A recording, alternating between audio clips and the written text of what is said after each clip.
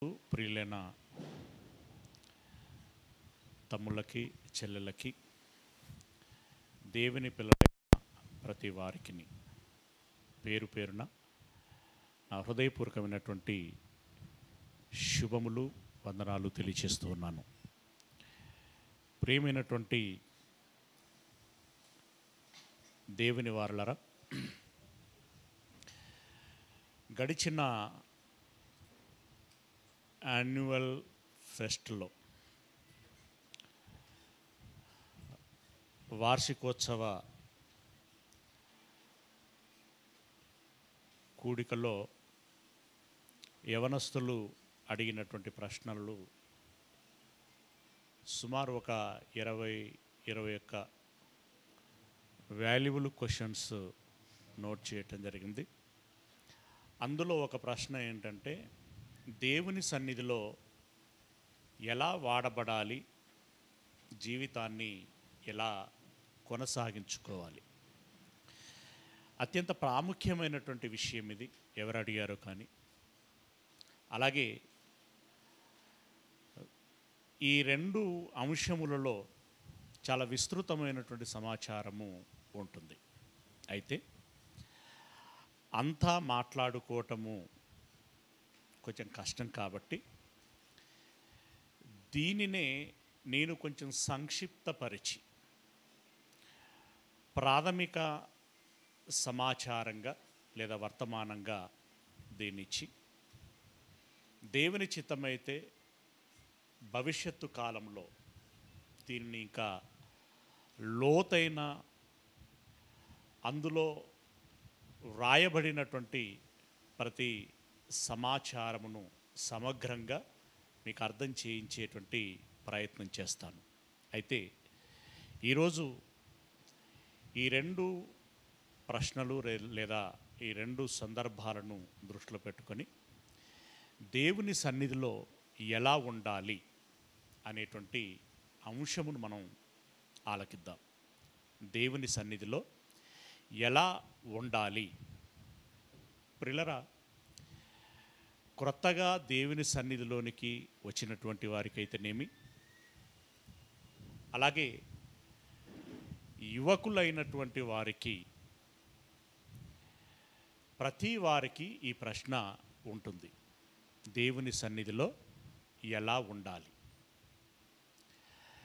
వారిలో ఉండేటువంటి సందేహాన్ని నివృత్తి చేయటానికి ఇవ్వబడేటువంటి సందేశమే ఈరోజు మనం ధ్యానించబోయేటువంటి అంశం, దేవుని సన్నిధిలో ఎలా ఉండాలి. ప్రియ దేవుని వారలారా, మొదటగా దేవుడు మనకొక మనస్సును ఇచ్చాడు, దానికొక వివేకాన్ని ఇచ్చాడు, చైతన్యాన్ని ఇచ్చాడు, సమయస్ఫూర్తిని ప్రసాదించాడు. దానిని మనం సరిగ్గా వాడుకోవాలి కానీ సమగ్రమైనటువంటి సత్యాన్ని తెలుసుకుంటూ నిత్య మార్గములో క్రమం తప్పకుండా నడుచుటకి ఎంతగానో అవకాశము ఉంటుంది. గనక సర్వసాధారణంగా ప్రతి మనిషికి తొట్టతొలిగా పుట్టుకొచ్చేటువంటి ప్రశ్న ఏంటి అనంటే, ఏంటిది ఇదంతా, ఈ లోకం ఎలా వచ్చింది, ఎవరి వలన వచ్చింది, ఆయన ఎక్కడుంటాడు, ఎలా ఉంటాడు, ఆయన ఆలోచన ఏంటి, ఆయన మనస్సు ఏంటి, ఆయనకి నాకు సంబంధం ఏమిటి, ఇత్యాది ప్రశ్నలు రకరకాలుగా పుట్టుకొస్తాయి. పుట్టుకు రావాలి. ఎవరిలోనైతే ఆ ప్రశ్నలు పుడతాయో వారి మెదడు బాగా పనిచేస్తున్నది అని తన అర్థం. వారి మనస్సు, వారి ఆలోచన సవ్యమైనటువంటి విధానంలో పనిచేస్తున్నది అని తన అర్థం. అయితే ఈ ప్రశ్న మనలో మొగ్గతొడగాలి. ప్రశ్న వచ్చిన తర్వాత ఎట్టికోశాన దాన్ని నిర్లక్ష్యం చేయకూడదు. ఆ ప్రశ్నకు తగినటువంటి సమాధానము తెలుసుకోవటం కోసం అదే సమయంలో ఏం జరగాలి, అన్వేషణ అనేటువంటిది జరగాలి, ప్రయత్నము అనేటువంటిది జరగాలి. ప్రియులరా, ఈ ప్రకృతిని ఒకతను కలుగచేశారు, మనకు జన్మ ఒకతను ఇచ్చాడు. ఎవరు అతడు అనంటే, శాస్త్రం సైన్స్ చెప్పేది ఏంటి అనంటే ఒక శక్తి అని అంటారు. కానీ దైవిక ఆధ్యాత్మిక భాషలో ఏమంటాం? దైవము లేదా దేవుడు అని అంటూ ఉంటారు. సరే, ఏదేమైనా ఆ దేవుణ్ణి నేను చూడాలి, ఆ దేవుని సన్నిధిలోనికి నేను వెళ్ళాలి. ఈ ప్రయత్నం ఎవరు చేస్తారా అని ఆశ కలిగినటువంటి దేవుడు మనకు ఆయుష్ పోసి ఈ భూమి చుట్టూ ఒక ప్రకృతి వలయమును ఆయన ఏర్పాటు చేయటము జరిగింది. అంటే ఆ వలయము దాటక మునుపు, ఈ శరీరాన్ని విడిచిపెట్టక మునుపు అతన్ని తెలుసుకోవాలి, ఆయన సన్నిధిలోనికి రావాలి. రైట్, రావాలి. ఆయన సన్నిధి ఎక్కడ ఉంటుంది అంటే ఇక్కడ అక్కడ అని చెప్పటానికి నలవి కానటువంటిది. దేవుడు సర్వంతర్యామి, సర్వశక్తిమంతుడు. ఆయన ఎక్కడైనా కూడా తన కృపా సన్నిధి ఉంచగలడు. కనుక దేవుని యొక్క ఆశయము ఏమిటి అనంటే, యిర్మీయా గ్రంథం 29వ అధ్యాయము, యిర్మీయా గ్రంథం 29వ అధ్యాయము 13వ వచనం. యిర్మీయా గ్రంథం 29వ అధ్యాయము 13వ వచనం ఏమంటున్నాడు? మీరు నన్ను వెదకిన ఎడల పూర్ణ మనస్సుతో నన్ను గూర్చి విచారణ చేయునెడల మీరు నన్ను కనుగొందురు అని అన్నాడు. దేవుడు ఎలా తెలుస్తాడట? ఏమని రాయబడి ఉన్నది ఇక్కడ చక్కగా? మీరు నన్ను వెదకిన ఎడల. అంటే మొట్టమొదటగా మనలో ఏముండాలి? వెతుకులాట. ఆయన ఎక్కడ ఉన్నాడు, నేను ఎలా కలుసుకోగలను, అక్కడికి ఎలా వెళ్ళాలి? అక్కడికి వెళ్ళాలంటే భౌతికంగా వెళ్ళాల్సి ఉంటుందా, మానసికంగా వెళ్ళాల్సి ఉంటుందా?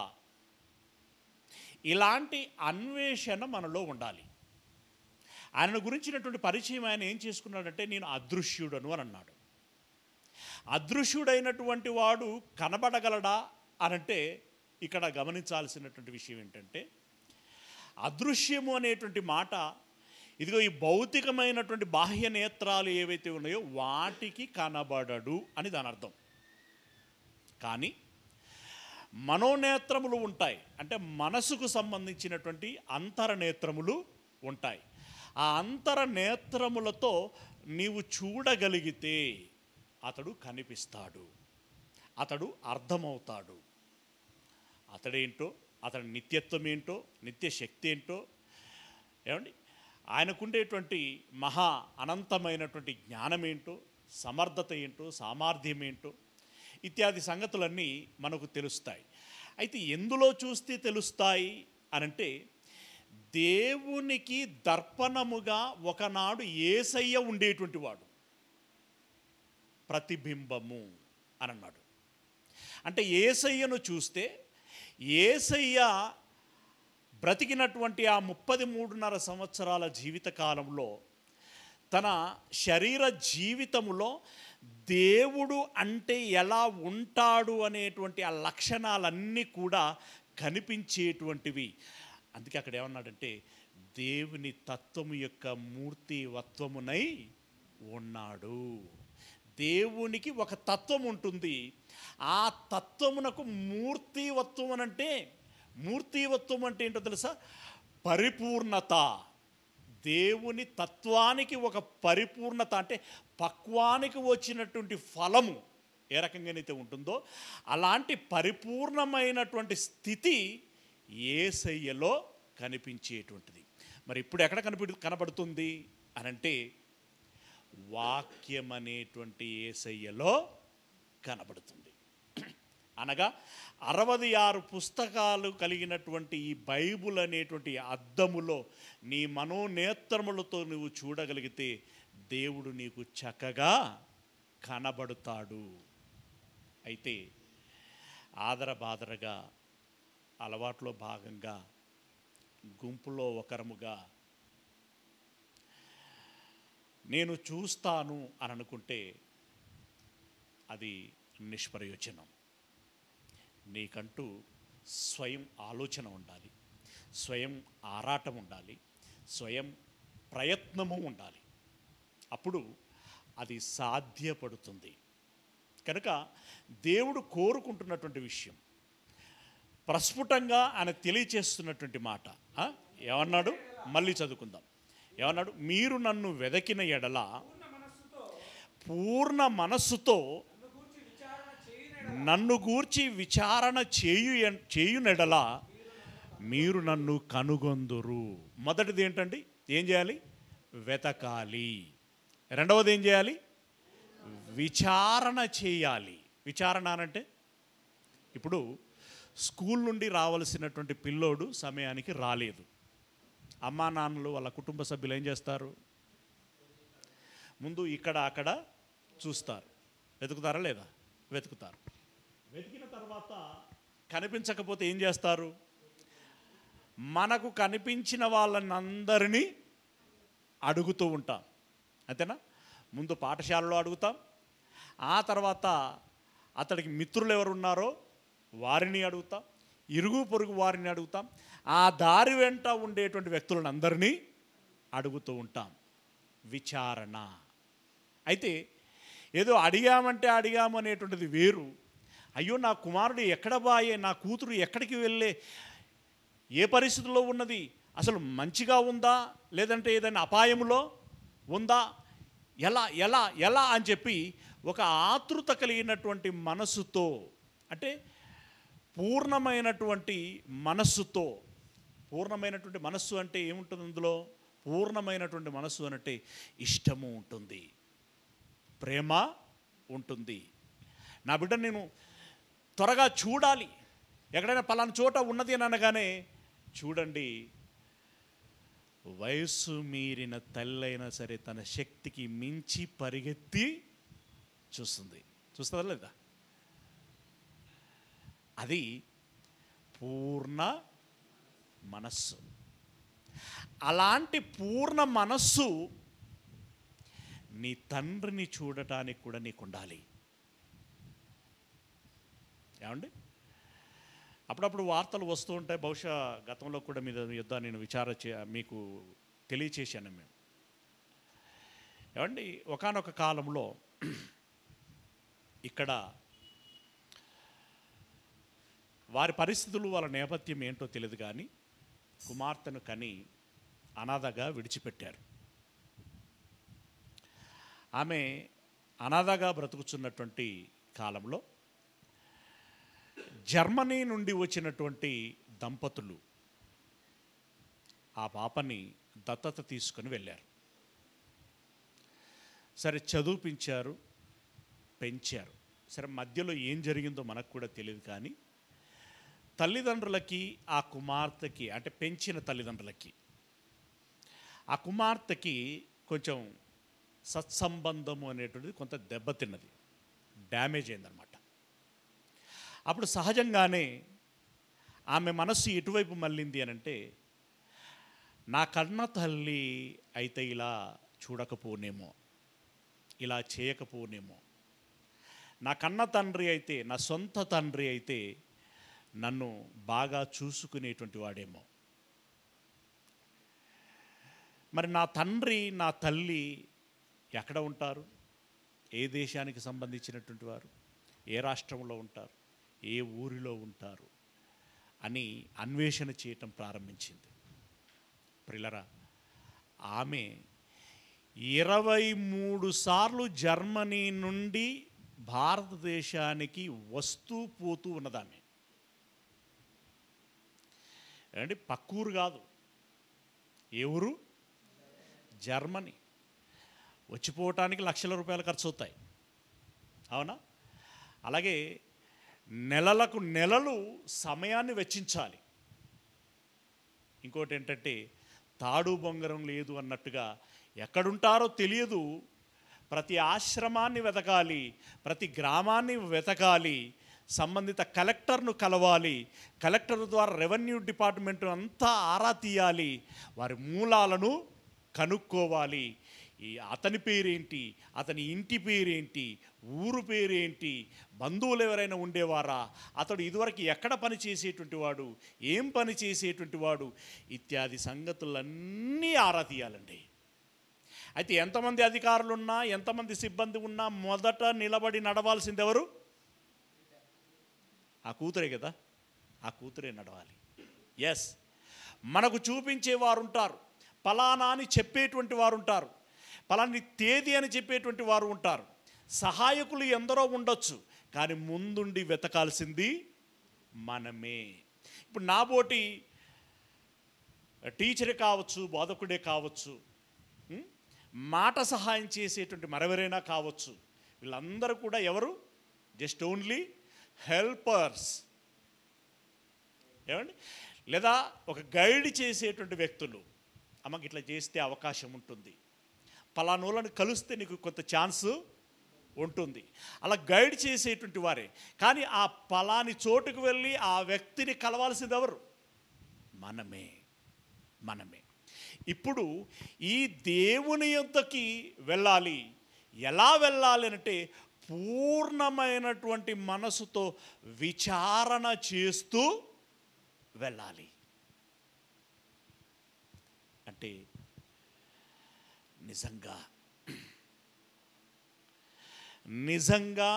నిజం ఏంటది?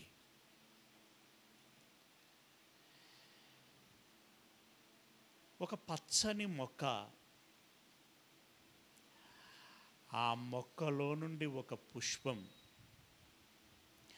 ఆ పుష్పములో నుండి ఒక మకరందం, నోటి మీద పడితే అది మధురం, కంటికి కనబడితే ఏంటది పిల్లరా? కంటికి ఎంతో సుందరమైనటువంటి దృశ్యం. ఎవరు చేశారు? ఎవరి కోసం చేశారు? నీ వెళ్ళి ఆ చెట్టును స్పృశిస్తే నన్నెందుకు తాకుచున్నావు అని అనదది.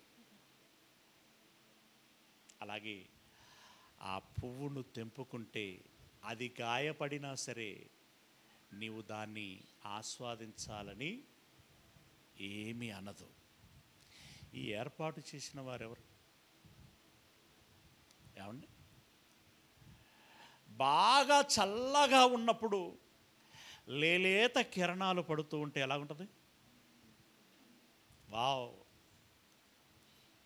అందరూ ఆరు బయటకు వచ్చేస్తారు. లేదా బాగా వేడిగా ఉక్కపోతగా ఉన్నప్పుడు చల్లనైన రెమ్మగాలి అలా ఒంటి మీద తాకుతూ వెళుతూ ఉంటే ఎలా ఉంటుంది? అది కూడా పరవశమే. వావ్ అంటాం. అన్నిటికీ ఏమంటాం మనం?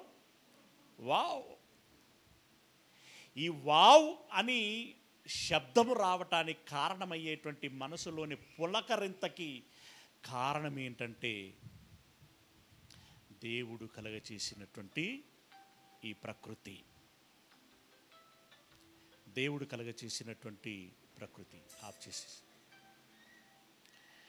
ప్రియా దేవుని వారలారా, ఇక్కడ మనం అర్థం చేసుకోవాల్సిన విషయం ఏంటంటే, సరే ఈరోజు మనం ప్రకృతిని కొంత పాడు చేసుకున్నాం, కానీ ఆయన కలగచేసినటువంటి ప్రకృతి మాత్రం చాలా ఆరోగ్యకరమైనటువంటిది,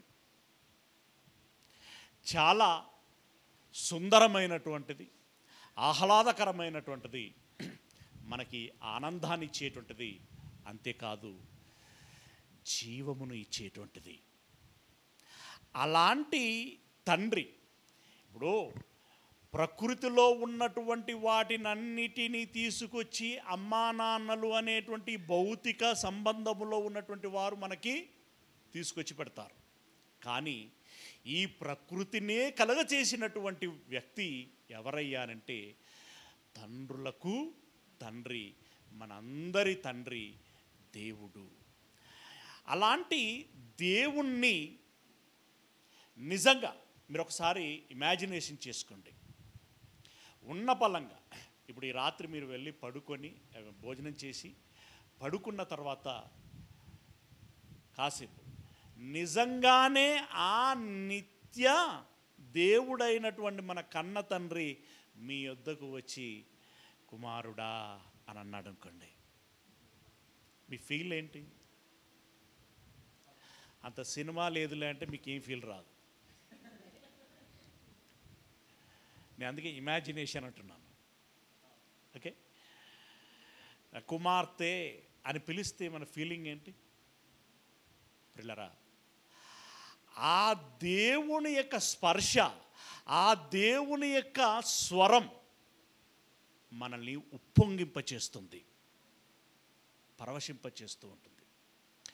దేవుడు కూడా అదే సమయంలో దేవుడు కూడా మనల్ని చూడాలని ఆతృత పడుతున్నాడు. చూడాలంటే ఆయన ఇప్పుడు చూస్తలేడని కాదు, నా పిల్లలు నా యొద్దకి రావాలి, నాతో పాటు ఉండాలి అని చెప్పి ఆయన కూడా ఇంకా నిజంగా చెప్పాలంటే మనకంటే ఎక్కువగా అతడే ఎదురు చూస్తున్నాడు, అతడే కోరుకుంటున్నాడు.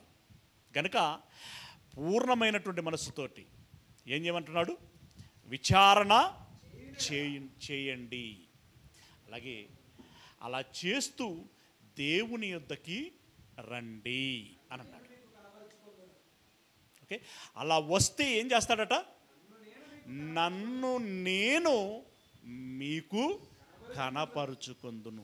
అంటే ఇక్కడ సింపుల్గా చెప్తున్నాడు, మీరు విచారణ చేయండి, మీకు నేను అర్థమవుతాను అని అంటున్నాడు. అంతే. కనపరుచుకుందును అంటే దాని అర్థం విచారణ చేయండి, నేను మీకు అర్థమవుతాను. అర్థమవుతానంటే కనబడుతాను, తెలుస్తాను, మాట్లాడుతాను. ఏమండి, మనము ఇరువురము ముచ్చటించుకుంటాం. ఇప్పుడు సింపుల్గా యేసయ్య ఏమంటాడు? నేను తలుపు తడతాను, ఎవరైనా తలుపు తీసిన ఎడల నేను వారి ఇంటిలోనికి వస్తాను, వారితో నేను, నాతో వారు కలిసి భోజనం చేస్తాము. అంటే ఏంటి? ఆ క్లోజ్నెస్ అనేటువంటిది కోరుకుంటున్నారు. ఓకే, కనుక మనందరి మధ్యలో ఉండాల్సినటువంటి మొట్టమొదటి విషయం ఏంటంటే, అంటే దీని విలువ మనకి మామూలుగా అర్థం కాదు. ఇప్పుడు మనము మన తల్లిదండ్రులను కోల్పోతే, తండ్రిని కోల్పోతే, కోల్పోయిన తర్వాత తండ్రి విలువ ఏంటో మనకు తెలుస్తుంది. తల్లిని కోల్పోయిన తర్వాత తల్లి విలువ ఏంటో తెలుస్తుంది. అది అవునో కాదో ఇప్పుడు తల్లిదండ్రులు లేనటువంటి వారిని అడిగి చూడండి మీరు. ఉన్నంతసేపు మనకు వారి విలువ తెలియదు. ఏ అమ్మే కదా అని అనుకుంటా ఉంటాం, ఏ నాన్నే కదా అని అనుకుంటా ఉంటాం. ఏమండి, వాళ్ళ అమ్మా నాన్నలు కాబట్టి ఈమె వండి పెడుతుంది, ఆయన తెచ్చి పెడతాడు అన్నట్టుగా సింపుల్గా ఆలోచిస్తూ ఉంటాం. కానీ వారు లేనప్పుడు వారి విలువ ఏంటి అనేటువంటిది నీకు తెలుస్తుంది. అలాగే దేవుడి యొక్క గొప్పతనము ఏంటి అనేటువంటిది నీకు అర్థమైనప్పుడు మాత్రమే ఆయన యొక్క విలువ, గొప్పతనము అనేటువంటిది నీకు తెలుస్తుంది. అప్పుడు నీలో ఒక రకమైనటువంటి భావన, భావోద్వేగము రావటానికి అవకాశం ఉంటుంది. ఓకే, ముందు ఆయన యొద్దకు రండి. అప్పుడు ఆయన ఏం చేస్తాడట? కనబరుచుకుంటాను అని అంటున్నాడు. Very good. ఆయన యొద్దకి వచ్చిన తర్వాత ఏం చేయాలి? ఆయన యొద్దకు వచ్చి ఏం చేయాలి అనంటే, కొలస్సీలో రాసినటువంటి పత్రిక 3వ అధ్యాయము 16వ వచనం. కొలస్సీలో రాసినటువంటి పత్రిక 3వ అధ్యాయము 16వ వచనం. సంగీతములతోనూ కీర్తనలతోనూ ఆత్మ సంబంధమైనటువంటి పద్యములతోనూ ఒకనికి ఒకడు బోధించుచు బుద్ధి చెప్పుచు కృపాసహితముగా మీ హృదయములలో దేవుని గూర్చి గానము చేయుచు సమస్త విధములైనటువంటి జ్ఞానముతో ఏం చేయమంటున్నాడు? క్రీస్తు వాక్యము మీలో సమృద్ధిగా నివసింపనీయుడి. అంటే ముందు రమ్మంటున్నాడు, వచ్చిన తర్వాత ఏం చేయమంటున్నాడు? జ్ఞానమును నేర్చుకోండి, తెలుసుకోండి అని అంటున్నాడు. ఆ జ్ఞానము దేనిలో ఉన్నదయ్యా అంటే వాక్యములో ఉన్నది అని అంటున్నాడు. వాక్యం అనగా దేవుని స్వరం. దేవుని స్వరం అంటే దేవుని మనస్సు, దేవుని ఆలోచన. నీ పట్ల నా పట్ల ఆయన ఆలోచన ఏమై ఉన్నది, తన చిత్తము ఏమై ఉన్నది, తన ఆరాటం ఏమై ఉన్నది, తన ఆవేదన ఏమై ఉన్నది అనేటువంటి సంగతులను వెల్లడి చేసేటువంటిదే వాక్యం. ఆ వాక్యము చెప్పేది సత్యం. సత్యమైనటువంటి విషయం నిత్యము ఉంటుంది. ఆ నిత్యమైనటువంటి విషయం మనం ఎరిగి ఉండటమే జ్ఞానము. ఆ జ్ఞానమును మీరు తెలుసుకోండి అని అన్నాడు. ఓకే, ముందుగా రమ్మన్నాడు, వచ్చి జ్ఞానమును ఏమన్నాడు? అక్కడ లాస్ట్ మాట ఏమన్నాడు? జ్ఞానముతో క్రీస్తు వాక్యము మీలో సమృద్ధిగా నివసింపనీయండి అని అంటున్నాడు. అంటే దేవుని వాక్యమును నేర్చుకోండి. చెప్పాను కదా, దేవుని వాక్యం నేర్చుకోవటం అంటే వాక్యం అనగా మాట అన్నం, మాట అనగా దేవుని ఆలోచన, అంతే కదా. మనస్సు, మనస్సు అనగా దేవుని ఆలోచన. అది తెలుసుకోండి. ఇది మొదటిది. ఇక మూడవ విషయం ఏంటంటే ఆయన సన్నిధిలో నువ్వు అలవర్చుకోవలసినటువంటి మంచి విషయం ఏంటనగా, ఎఫెసీలో రాసినటువంటి పత్రిక 1వ అధ్యాయము, ఎఫెసీలో రాసినటువంటి పత్రిక 1వ అధ్యాయం. ఏమంటే మనం ఏం ఆలోచిస్తున్నామంటే దేవుని సన్నిధిలో మనము ఎలా ఉండాలి. మొదటిది ఆయన స్వరము విను. మొదటిది ఆయన స్వరము విను అంటే దాని అర్థం ఏంటి? ఆయన మాట విను. అంటే స్వరము విను అంటే ఇప్పుడు నాకు ఒకటి వినబడుతుందా? అలా కాదు. వాక్యములో ఆయన స్వరం ఉంది. వాక్యం అంటేనే ఆయన మాట, వాక్యం అంటేనే ఆయన ఆలోచన. కనుక ఆ వాక్యమును విను, వాక్యమును చదువు. నువ్వు వాక్యమును విన్నా చదివినా ఆ వాక్యములో దేవుని యొక్క స్వరం నీకు వినబడుతుంది, దేవుని యొక్క ఆలోచన నీకు తెలుస్తుంది. ఓకే, విన్న తర్వాత మూడవది ఏం చేయాలి అనంటే ఇక్కడ చెప్తున్నటువంటి మాట, ఎఫెసీలో రాసినటువంటి పత్రిక 1వ అధ్యాయము 19వ వచనం. 19వ వచనం ఏమంటున్నాడు అంటే 17 నుండి కలిసి ఉన్నాయి. సరే చదవండి. మీ మనోనేత్రములు వెలిగింపబడినందున, మనోనేత్రములు వెలిగింపబడినందున. మనోనేత్రములు ఎప్పుడు వెలిగింపబడతాయి అనంటే ఎప్పుడైతే ఆయన మాటను వింటావు, అంటే వాక్యమును ఎరుగుతావు. జ్ఞానమైన క్రీస్తు వాక్యమును మనం ఎప్పుడైతే ఎరుగుతామో అప్పుడు మన మనోనేత్రములు తెరవబడతాయి.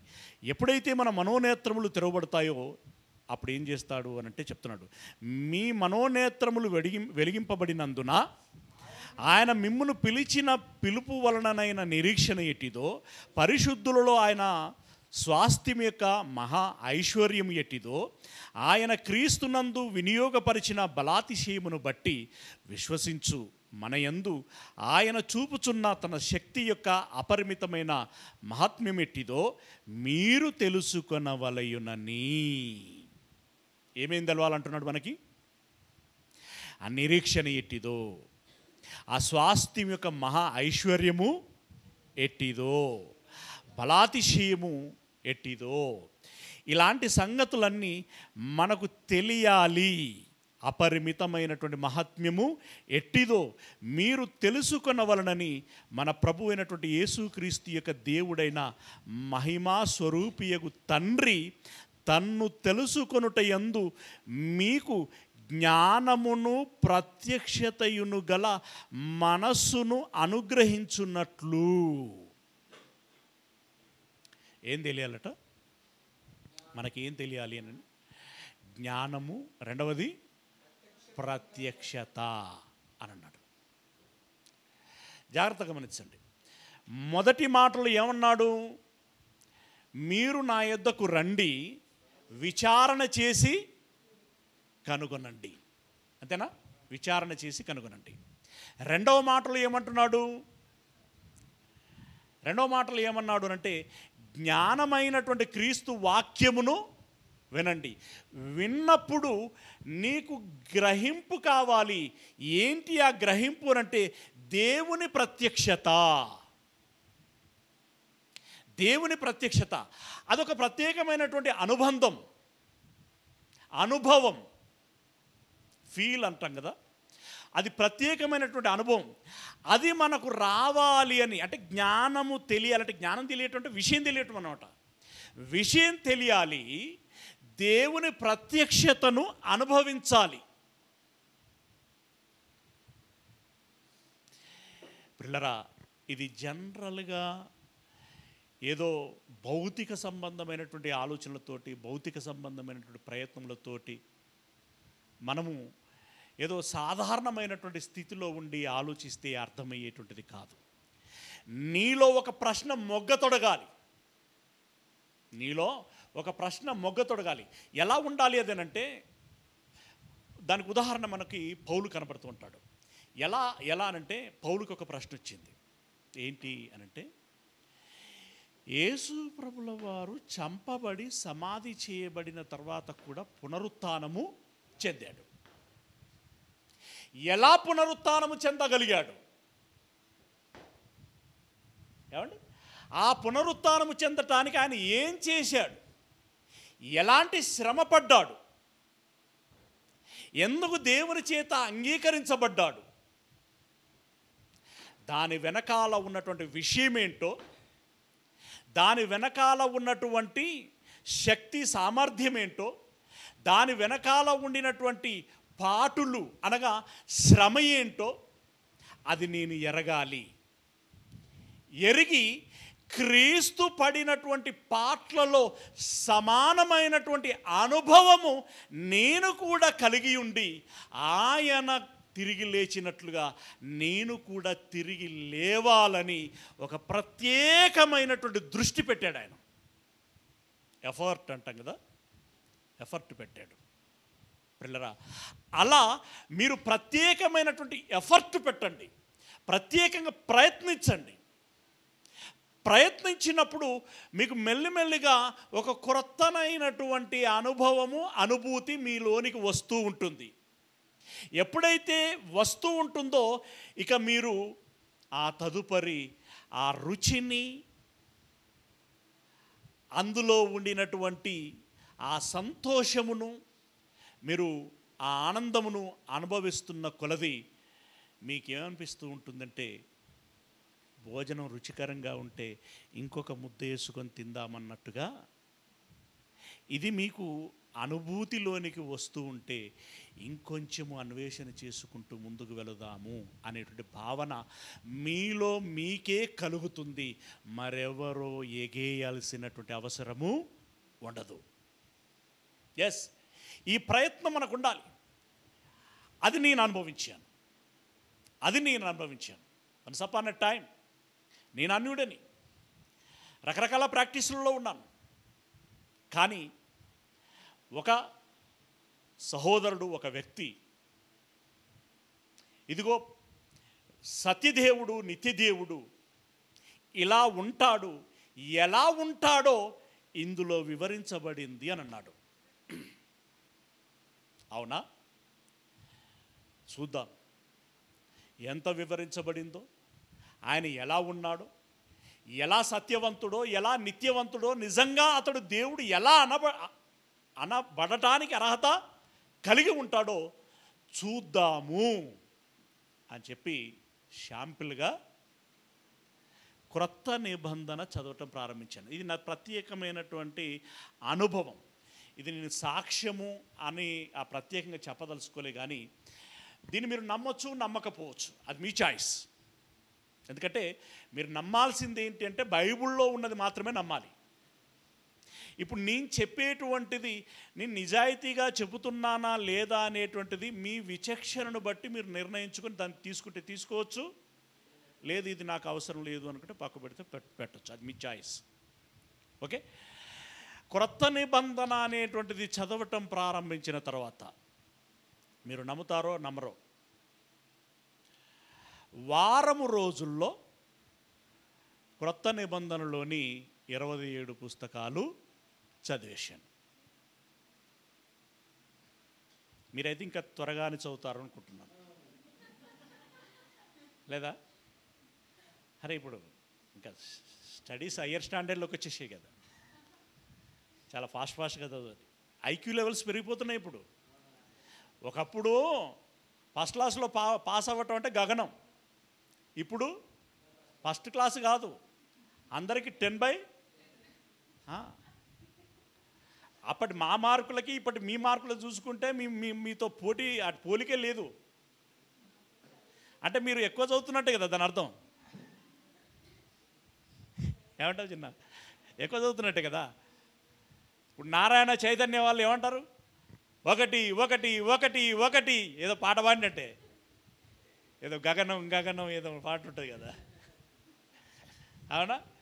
వీళ్ళు ఎవరు ఒకరి మీద ఒకరు పోటారు. నారాయణ వాళ్ళు అన్నారని చైతన్య వాళ్ళు అంటారు, చైతన్య వాళ్ళు అన్నారని ఆకాశ వాళ్ళు అంటారు, ఆకాశ వాళ్ళు అన్నారని గౌతమి వాళ్ళు అంటారు, ఇంకెవరెవరో అంటూనే ఉన్నారు. అన్ని మార్కులు వస్తున్నాయి. మరి అన్ని మార్కులు వస్తున్నాయంటే బాగా చదువుతున్నారనే కదా దాని అర్థం. మరి బాగా చదువుతున్నప్పుడు నేను వారం రోజులు చదవగలిగినప్పుడు మీరు అర్ధవారములో చదవగలిగే అవకాశం ఉంటుంది.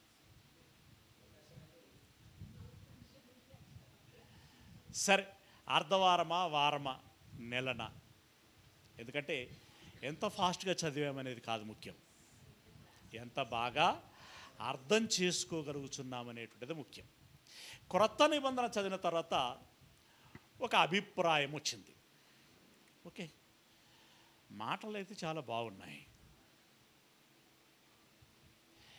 యేసు అనేటువంటి ఒక వ్యక్తి దేవుడిని కనపరిచేటువంటి, అంటే అప్పటి ఆ స్టాండర్డ్కి నాకు అనిపించినటువంటి విషయం, దేవుడిని కనపరిచాడు యాక్చువల్గా, బట్ అప్పుడు నాకు అనిపించింది దేవుడిని కనపరిచేటువంటి ప్రయత్నం చేస్తున్నాడు.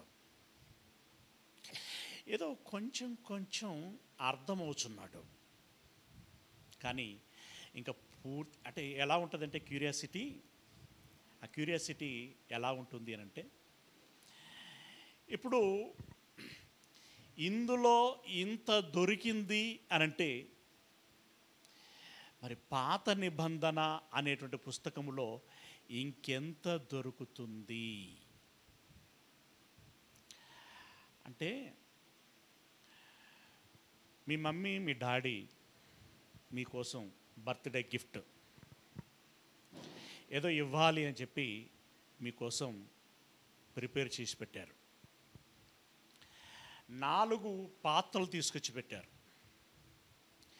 4ంటిలో 4 ఐటములు ఉన్నాయిరా, నువ్వు అడిగినవి ఉన్నవి, అడగనివి కూడా ఉన్నాయి అని అన్నారు. నువ్వు అడగనివి కూడా ఉన్నాయి, నిజంగా వాటిని చూస్తే నువ్వు సర్ప్రైజ్ అయిపోతావు అని అన్నారు. అప్పుడు ప్రారంభమవుతుంది మనలో, ఏమని? అవునా అవునా అవునా. నువ్వు బయటికి అనకపోయినా మనసులోనైనా అనుకుంటావు. ఫస్ట్ బాక్స్లో నువ్వు చేయి పెట్టి తీసుకున్నావు, నువ్వు కోరుకున్నది వచ్చింది. ఎంత సంతోషపడతావు? చాలా సంతోషపడతావు. అంతటితో సరేరా నువ్వు కోరుకున్నది వచ్చింది కదా, ఈ బాక్సులు పక్కకు పెడదాం అన్నారు అనుకోండి, ఏమంటారు మీరు? నో నో నో నో, ఆ బాక్సులు కూడా నా కోసమే తెచ్చారు కదా, అవి కూడా అందులో కూడా ఏమున్నదో చూస్తాను, చూసి తీసుకుంటాను అని చెప్పి అక్కడ క్యూరియాసిటీ అనేటువంటిది పెరుగుతూ ఉంటుంది. అందులో ఏమున్నదో చూడాలని అందులో చేపెట్టి చూస్తారు. నిజంగా నువ్వు ఊహించినటువంటి వండర్ఫుల్ గిఫ్ట్ అందులో ఉంది. నువ్వు కలలో కూడా ఊహించలేదు. మా కుటుంబం, మా నేపథ్యం, మా స్థాయికి అసలు ఇది మా ఊహల్లోని కూడా రానటువంటిది. కానీ వాళ్ళు ఏ తిప్పలపడ్డారో, ఏ కష్టపడ్డారో ఏంటో, కానీ నీ మీద ఉన్నటువంటి ప్రేమను బట్టి అత్యంత అద్భుతమైనటువంటి బహుమానం, నీ జీవిత కాలానికి సరిపడేటువంటి ఒక గొప్ప బహుమానం అందులో నీకు కనిపించింది. అప్పుడు నీ మనస్సు ఎలాగుంటుంది, ఎంతగా ఉప్పొంగిపోతుంది, ఎంతగా పరవశిస్తావు, ఆ ముచ్చట నలుగురికి ఎలా చెప్పుకుంటావు. నువ్వు అసలు కాలు నిలబడ్డ చోట నిలబడదు, అలాగే నోరు మాట్లాడకుండా ఆగదు. వెంటనే ఫోన్లు టకా టకా టకా టకా ఫోన్లు చేసి నీకు ఎంతమంది ఫ్రెండ్స్ ఉంటే అంతమందికి చెప్పేసుకుంటావు. ఎంతమంది క్లోజ్డ్ పర్సన్స్ ఉంటే అంతమందికి చెప్పేసుకుంటావు. అమ్మను హత్తుకుంటావు, నాన్నను హత్తుకుంటావు. ఒరే అన్నయ్య నాకేమి ఇచ్చాడో తెలుసా, ఒరే చెల్లి నాకేమి ఇచ్చాడో తెలుసా. ఇక అది ఆ రోజంతా అదేనండి, ఆ రోజంతా అదే. అవునా? అవును. ఇప్పుడు నాకు ఇది చదివిన తర్వాత అలాంటి క్యూరియాసిటీ ఏమని, ఇందులో ఇంత మెటీరియల్ ఉంది కదా, మెటీరియల్ మీన్స్ జ్ఞానాశ్వర్యం. అవునా? ఇందులో ఇంత ఉంది కదా, మరి ఇందులో ఎంత ఉంది అని దీనిని చదవటం ప్రారంభించానండి. అది మీరు నమ్మొచ్చు, నమ్మకపోవచ్చు. మాసము అంటే 30 రోజుల్లో పాత నిబంధన చదివాను. ఎన్ని పుస్తకాలు? 39 పుస్తకాలు. 39 పుస్తకాలు. నిజంగా ఇది ఘన కాదా? ఇందులో ఐశ్వర్యం ఉందా లేదా? ఇందులో విలువైనటువంటిది ఉన్నదా లేదా? ఏమంటా ఉంటాడండి, బంగారము కంటే, వెండి బంగారముల కంటే మిన్న అయినది ఏంటది? దేవుని వాక్యం. ఇంకెన్నెన్నో దాని గొప్పతనం గురించి చెప్తూ ఉంటాడు. అది మనకు అర్థం కావాలని, మనకు తెలియాలని, తద్వారా దేవుడు నీకు ప్రత్యక్షమైనటువంటి అనుభవంలోనికి రావాలని, దేవుని ప్రత్యక్షత నీకు కలగాలని. నిజంగా ఇది చిన్న మాట కాదు, చిన్న విషయం కాదు. ఇప్పుడు దేవుడు కలగజేసినటువంటి ప్రకృతే ఇంత విలువైనది, ఇంత సంపద అని అన్నప్పుడు కలగజేసినటువంటి దేవుడు ఇంకెంత విలువైనటువంటి వాడై ఉండాలి కదా. అలాంటి దేవుని యొక్క ప్రత్యక్షత మనకు కలుగుతుంది అని అంటున్నాడు. ఎప్పుడు అనంటే, ఎప్పుడైతే నువ్వు జ్ఞానాన్ని నేర్చుకుంటావో, వాక్యాన్ని ఎరుగుతావో, అప్పుడు నీవు దేవుని ప్రత్యక్షతని ప్రత్యేకంగా అనుభవించగలుగుతావు. అందుకోసం ఆయన ఏం చేస్తున్నాడట పేతురు గారు, ఆ మాట కంటిన్యూషన్ అక్కడనే ఉంది. ఏమంటున్నాడు? జ్ఞానమును మిసైన్లా ఎఫెసీలో రాసినటువంటి పత్రిక అదేనా, 1వ అధ్యాయము 19వ వచనం చివరి మాట. ఓకే, జ్ఞానమును ప్రత్యక్షతను కలిగినటువంటి మనస్సు అనుగ్రహించున్నట్లు నేను నా ప్రార్థనల యందు మిమ్మును గూర్చి విజ్ఞాపన చేయుచున్నాను. ఆయన ఏదైతే అనుభవించాడో, దమస్కు మార్గంలో ఒకటి అనుభవించాడు. అవునా? ఇంకా అనేక సందర్భాలలో అనేకమైనటువంటి దర్శనముల ద్వారా అనేక విధములైనటువంటి అనుభవాలని ఆయన పొందుకున్నాడు. ఆయన ఏదైతే పొందుకున్నాడో, ఆయన ఏదైతే ఆనందించాడో, దేనిలోనైతే సంతోషించాడో, దేనిలోనైతే అతడు సంతృప్తికరంగా ఉంటున్నాడో, దేనికోసమైతే ఆయన ఆరాటపడుతున్నాడో, ఆ విషయంలో మనకు కూడా అలాంటి అవకాశము లభించాలి అని చెప్పి మన కోసం ఆయన ఏం చేస్తున్నాడట? ప్రార్థన చేస్తున్నాడట. మరి మన కోసం ఆయన ప్రార్థన చేస్తే, మరి మన కోసం మనం ప్రార్థన చేసుకోవాలా, చేసుకోకూడదా? ఎంత చేయాలి చెప్పండి? పౌలు అంత చేయాలా, పౌలు కంటే ఎక్కువ చేయాలా? ఇప్పుడు పౌలు మన మన మన బోటి వారి కోసం ప్రార్థన చేశాడు. పౌలు ఎవరికి ఎవరికి దక్కాలని ప్రార్థన చేశాడు? మనకు దక్కాలని ఆయన ప్రార్థన చేశాడు. ఏం దక్కాలని? దేవుని ప్రత్యక్షత దక్కాలని. అంతేనా? దేవుని ప్రత్యక్షత దక్కాలని, దేవుని ప్రత్యక్షత మనకు దక్కాలని ఆయన ప్రార్థన చేస్తే ఆ ప్రత్యక్షతని అనుభవించేది ఎవరు? మనమే కదా. మరి మనము అనుభవించబోయేటువంటి ఆ ప్రత్యక్షత కోసం మనం ఎంత ప్రార్థన చేయాలి? ఆయన కంటే తక్కువ చేయాలా? ఆయనంత చేయాలా? ఆయన కంటే ఎక్కువగా చేయాలా అనంటే ఆయన కంటే ఎక్కువగా చేయాలి. ఇది ఊసుపోక ఉత్తగా చెబుతున్నటువంటి మాటలు కావు. ఇది నిజంగా మీరు అనుభవించటానికి, దాన్ని ఒకనాటికి మీరు మీ నోరారా ఎస్ ఇది అని చెప్పి మీరు వండర్ ఫీల్ అవ్వాలి. ఆ వండర్ను ఫీల్ అయిన తర్వాత మీ మనస్సు ఊరిక ఉండదు. దాన్ని ఏం చేయాలనుకుంటారంటే, నీ అక్కకి, నీ చెల్లికి, నీ తమ్మునికి, నీ కుటుంబ సభ్యులకి, నీకు తెలిసిన ఇరుగు పొరుగుకి, వీలైనంత మందికి దాన్ని తెలియచేయాలని ఆతృత పడతావు. Okay, right. ప్రార్థన మొదటి విషయం ఏం చెప్పుకున్నాం? రిమైండ్ చేయాలి, ఆయన దగ్గరికి రావాలి. రెండవది ఏం చెప్పుకున్నాం?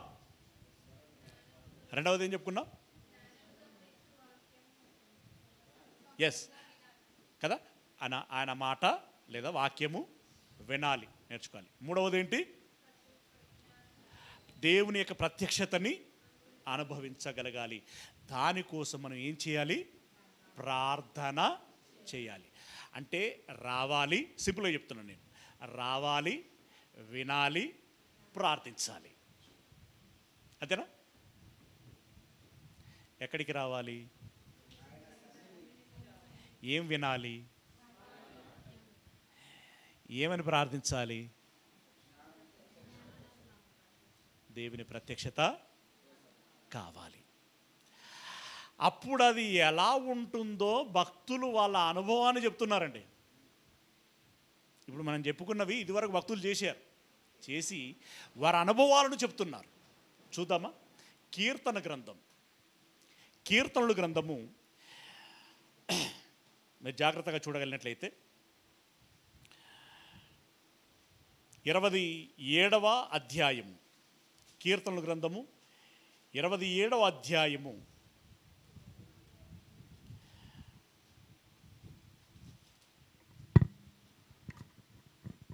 4వ వచనం. కీర్తనల గ్రంథం 27వ అధ్యాయం 4వ వచనం. యెహోవా యొద్ద ఒక వరము అడిగి తిని.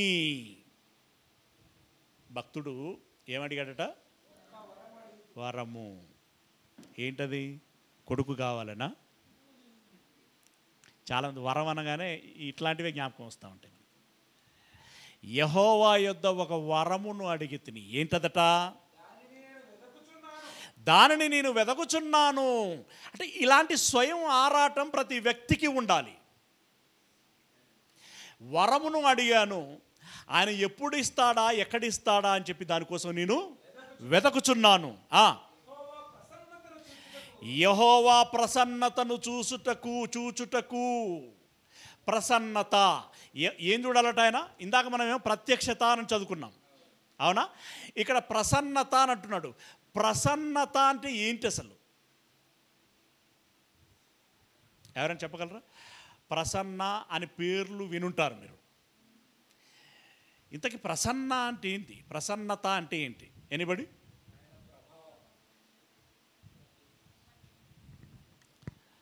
ఎవరైనా? ప్రసన్నత అంటే ఏంటి అర్థం? మహిమ.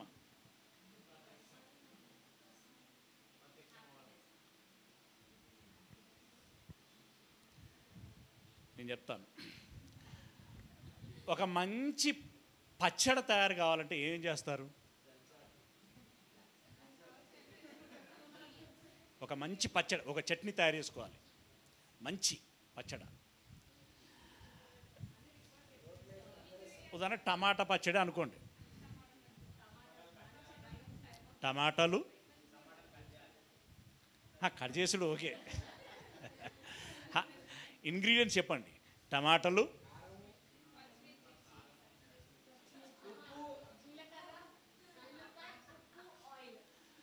సో అలా ఉంటాయి కదా ఇంగ్రీడియంట్స్ అన్నీ. అవన్నీ కరెక్ట్ పొజిషన్లో పోపేయాలి, కరెక్ట్ పొజిషన్లో క్వాంటిటీ మెయింటైన్ చేయాలి, కరెక్ట్గా దాన్ని నూరవలసిన విధానంలో నూరాలి. అప్పుడు ఉంటుంది కదా టేస్ట్ కదా. రైట్. ఇప్పుడు నేను కొన్ని ఇంగ్రీడియంట్స్ ఇస్తాను, దాన్ని మీరు నూరాలి. ఆ నూరిన దానిలో నుండి పుట్టుకొచ్చేటువంటి ఆ రుచి కమ్మదనం పేరే ప్రసన్నత. ఇంగ్రీడియంట్స్ ఇస్తాను, మీరు ఎవరు తయారు చేస్తారో త్వరగా చూద్దాం. ఓకే. ఆహ్లాదం, ఆనందం, సంతోషం, సంతృప్తి. ఒకసారి వాటిని పచ్చడి చేసినట్టుగా ఫీల్ అవ్వండి. అంటే అన్నిటిని కలిపేసాం, మెర్జ్ అంటాం కదా, వాటన్నిటిని మెర్జ్ చేసాం. ఏం పుట్టుకొస్తుంది అందులో ఇప్పుడు? ఆహ్లాదం. ఆహ్లాదం అంటే ఇందాకనే మాట్లాడుకున్నాం కదా, మంచి వేడిలో రెమ్మగాలి తగిలితే, అలాగే కంటికి పచ్చదనం కనబడుతూ ఉంటే చాలా బాగుంటూ ఉంటుంది. ఆహ్లాదం, ఆనందం, సంతోషం, సంతృప్తి, వీటన్నింటినీ రంగరిస్తే ఏదైతే ఉద్భవిస్తుందో అదే ప్రసన్నత. ఈ ప్రసన్నతను అనుభవించాలన్నట. అంటే ఇప్పుడు ఏం అనుభవించాలని నేను కోరుకున్నాడనమాట? ఆయనకు ఆహ్లాదం కావాలి, ఆనందం కావాలి, సంతోషం కావాలి, సంతృప్తి కావాలి అని చెప్పి ఆయన వచ్చాడట. పేజీలు పోతున్నాయి. యెహోవా ప్రసన్నతను చూచుటకును, ఆయన ఆలయములో ధ్యానించుటకును నా జీవితకాలం అంతయు నేను యెహోవా మందిరములో నివసింపగోరుచున్నాను. నిజంగా ఇలాంటి గొప్పదైనటువంటి ఆనందాన్ని, అనుభవాన్ని మనం ఆస్వాదించాలి అనంటే ఎక్కడికి రావాలంటున్నాడు ఆయన? ఎక్కడికి వచ్చాడట? యెహోవా మందిరములో. ఆ మందిరములో కూడా ఎలా? నా జీవితకాలం అంతయు నేను యెహోవా మందిరములో నివసింపగోరుచున్నాను. ఇప్పుడు మీరు చెప్పండి, మీ జీవితంలో ఎక్కువ కాలము ఎక్కడ గడుపుతూ ఉంటారు? ఎవరితో గడుపుతూ ఉంటారు? క్రికెట్ గ్రౌండ్, ఫ్రెండ్స్, అంతేనా? చాలా టైం వీళ్ళ దగ్గరనే పోతుంది. దేవుని దగ్గర ఎంత కేటాయిస్తారు? చర్చికి ఎన్నిసార్లు వెళ్తారు? వెళ్ళిన తర్వాత ఎన్నిసార్లు గడియారం చూసుకుంటారు? అఫ్కోర్స్ సెల్ ఫోన్లోనైనా ఎప్పుడో వదిలిపెడతారా? ఇప్పుడు కూడా అట్లా అనుకుంటున్నారు కదా, అదే కదా. నో, అలాంటి డిస్టర్బ్డ్ మైండ్ తోటి ఉండకండి. ఇదిగో దావీదు ఏదైతే కోరుకుంటున్నాడో ఆ రకంగా దేవుని ప్రసన్నతను చూడవలయునని ఆయన, ఆ లైన్ చూడండి, మీరు జాగ్రత్తగా గమనించండి. ఏం చెప్తున్నాడు అనంటే, యెహోవా యొద్ద ఒక వరము అడిగి తిని దానిని నేను వెదకుచున్నాను. యెహోవా ప్రసన్నతను చూచుటకును ఆయన ఆలయములో ధ్యానించుటకును. ధ్యానించటం అంటే విషయమును, వాక్యమును దాన్ని పరిశోధన చేయటం. ధ్యానించుటకును నా జీవితకాలం అంతయు నేను యెహోవా మందిరములో నివసింపగోరుచున్నాను. ఆయన అవకాశం ఇస్తే రాజరికానికి రిజైన్ చేసి దేవుని ఆలయంలో శాశ్వతంగా ఉండి ఆయన మాటలను ధ్యానించాలని ఆశపడుతున్నాడట. దేనికోసం అంటే ప్రసన్నతను అనుభవించటానికి. అంటే అంతిమంగా అల్టిమేట్గా ఎవరు ఏ వృత్తిలో ఉన్నా కూడా చివరికి కావాల్సింది ఏంటండి? ఈ సంతోషమే కావాలి, ఈ ఆహ్లాదమే కావాలి, ఈ ఆనందమే కావాలి, ఈ సంతృప్తి కావాలి. ఇవన్నీ నాకు ఎక్కడ దొరుకుతాయి అనంటే దేవుని సన్నిధిలో దొరుకుతాయి అని అంటున్నాడు. 16వ అధ్యాయం 11వ వచనం. 16వ అధ్యాయం 11వ వచనం.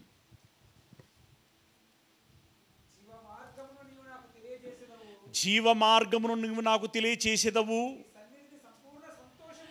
నీ సన్నిధిలో నాకు సంపూర్ణ సంతోషము కలదు. నిజమైన సంతోషం. ఏమండి, ఏదైనా మందు తాగితే వచ్చే సంతోషం అది కాదు, ఏదో మాంసం కూర తింటే వచ్చేటువంటి సంతోషం అది కాదు, దాని గురించి చెప్పట్లేదు. అవి ఇలా వచ్చి అలా వెళ్ళిపోయేటువంటివి. నిజమైనటువంటి సంతోషం గురించి, శాశ్వతమైనటువంటి సంతోషం గురించి మాట్లాడుతున్నాడు. ఏమంటున్నాడు? నీ సన్నిధిలో సంపూర్ణమైనటువంటి సంతోషము కలదు, నీ కుడి చేతిలో నిత్య సుఖములు కలవు. ఇవి కల్లిబొల్లి మాటలు కాదు.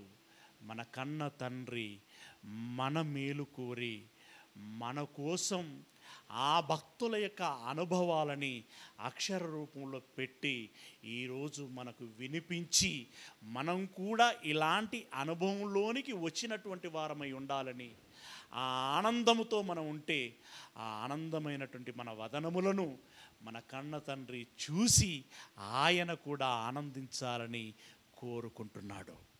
Okay, right.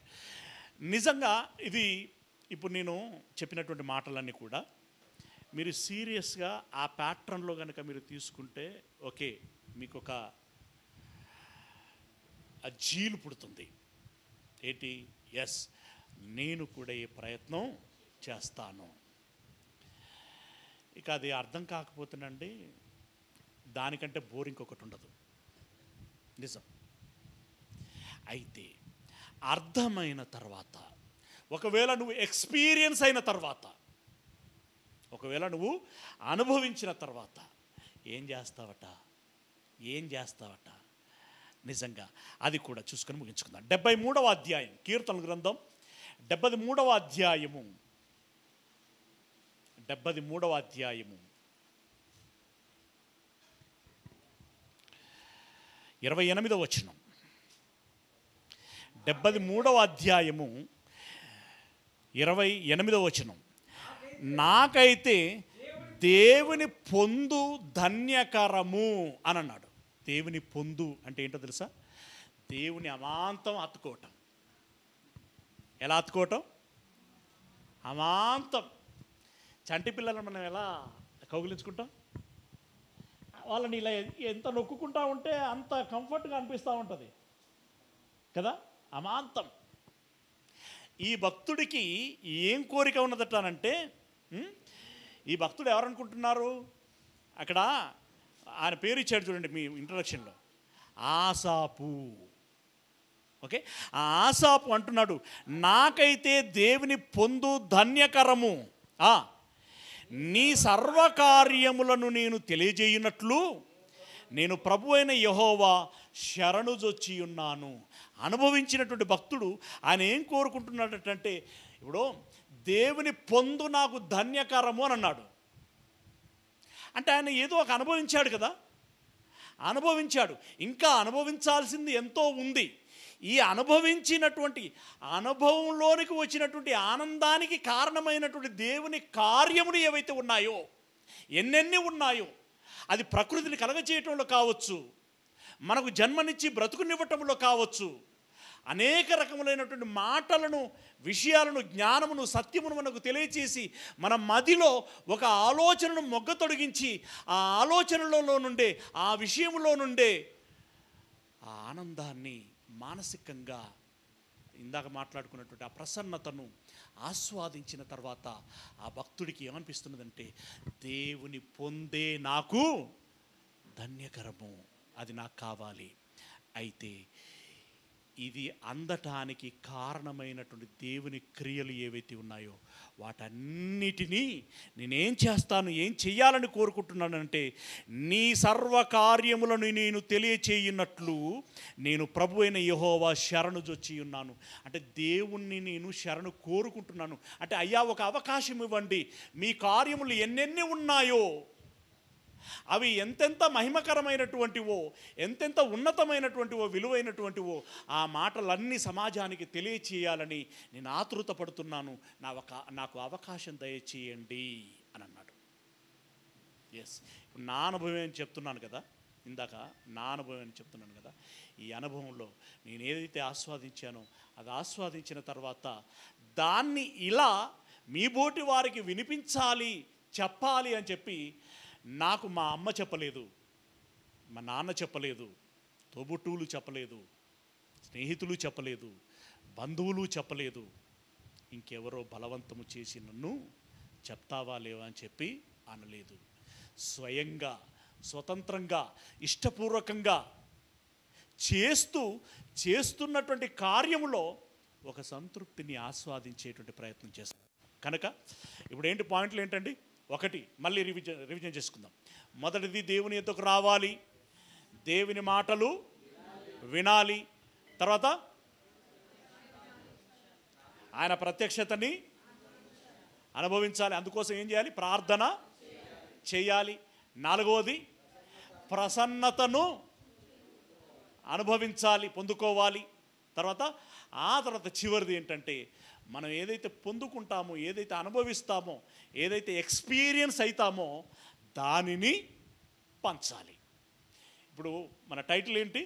దేవుని సన్నిధిలో ఎలా ఉండాలి. ఇప్పుడు చెప్పండి, ఎలా ఉండాలి? ఎలా ఉండాలి? ముందు నా తండ్రిని నేను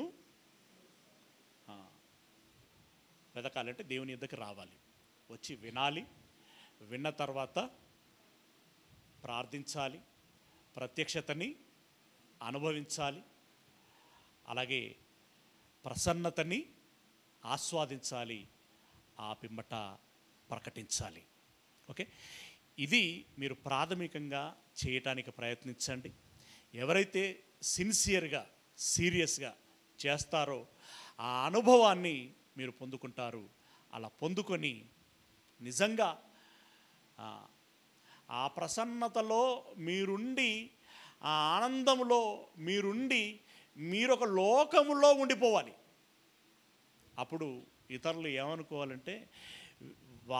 ఏమనుకోవాలంటే వీడికో పిచ్చి పట్టింది అనుకోవాలి. కానీ అది నీ దృష్టిలో పిచ్చి కాదు. ఏంటది? మహా ఆనందకరమైనటువంటి విషయం. అంటే పిచ్చి అంటే ఇప్పుడు దేవుని యొక్క జ్ఞానం లోకానికి ఎలా కనబడుతుంది అన్నాడు? వెర్రితనంగా కనబడుతుంది. Like that. అలా మీరు మైమరిచిపోయి అందులో మునుగుతూ తేలుతూ పరవశిస్తూ ముందుకు సాగేటువంటి వారుగా ఉండాలని మనసారా కోరుకుంటూ ఈ మాటల్ని ముగిస్తున్నాను. ఓకే, ఏదైనా